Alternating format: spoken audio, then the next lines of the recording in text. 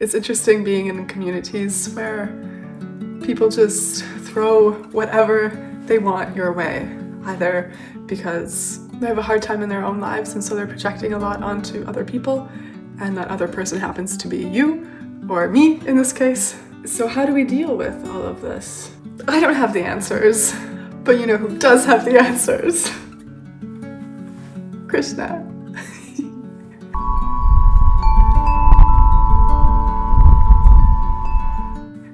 Krishna, Krishna, Krishna, Hare Hare. 5 things I've learned in the past 2 months. Number 1, set your boundaries firmly but compassionately. So, for instance, I was a volunteer leader for about 3 weeks, but there was this particular volunteer who liked to have a problem with me, and I have this understanding that I'm in a temple, so there will also be a lot of purification happening, whether I like it or not. And so she would put a lot of her personal issues onto me and her negative energy onto me. The breaking point was when something happened in her personal life before she even arrived to the temple. And she was putting all of this and blaming me for it going wrong and everything. And I said, no, do not put this onto me. I understand that you're going through a hard time. I hear that you're disappointed and you want it to be fixed, and I'm trying to help you. But this is also out of my control. This is not part of my service. I care about you, and here are the reasons. So I was very compassionate. I understood where she was coming from, and then also set my boundaries and said, no, you cannot treat me this way and blame me and act as though I've done nothing to help you, because that's not cool. Okay, be here now. Be here now. Be here now. Be here now. I have this understanding that I'm not in control of my life, not meaning that I'm out of control, because I'm not crazy, but just that be here now. I didn't read the book by Ram Dass, thank you. Trust the present moment and trust where you're going in the future. At least that's what it means to me. If you're struggling in your life, just try to sink into it. You don't necessarily have to change it, just feel to heal. That's what my friends and I used to say.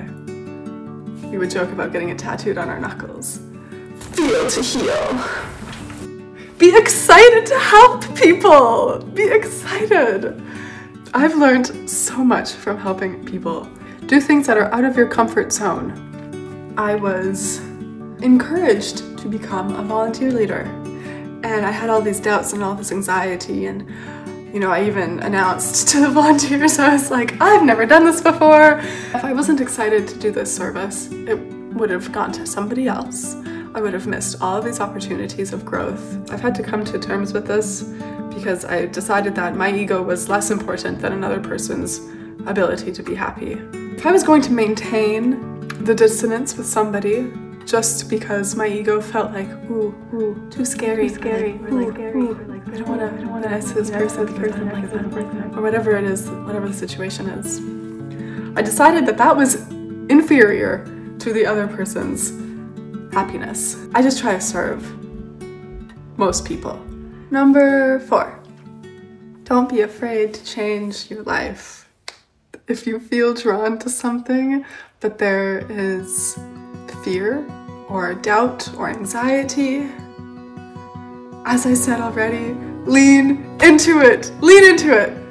But that doesn't mean to say don't trust your gut, because that's also really important. You don't want to like cause unnecessary trauma to your body. Accept change, and don't be afraid of what the future holds, because ultimately everything happens for a reason. Everything is going to work out exactly as it needs to be. If you've gotten to a place in your life where you've surrendered to something, that inherently means trust. When you're fearful, that means that you've stopped.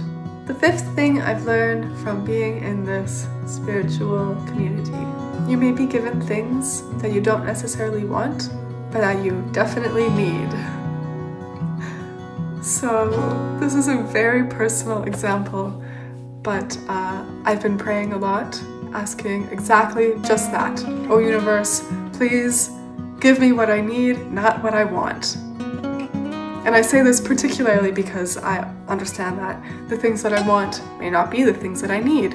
Sometimes I have a desire to go back to the way my life used to be, with the partying and the intimacy and the drugs. But as I keep repeating this prayer, I have been given the courage to maintain on this path of austerity. Waking up early, no drugs, no partying. Well, partying, but just not in the way that it used to be.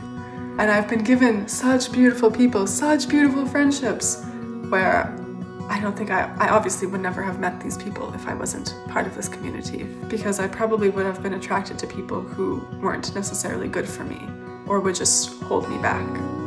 I think maybe this is Krishna signs showing me that this is what you need. It's not necessarily what you want, but it's what you need. Are you gonna accept it?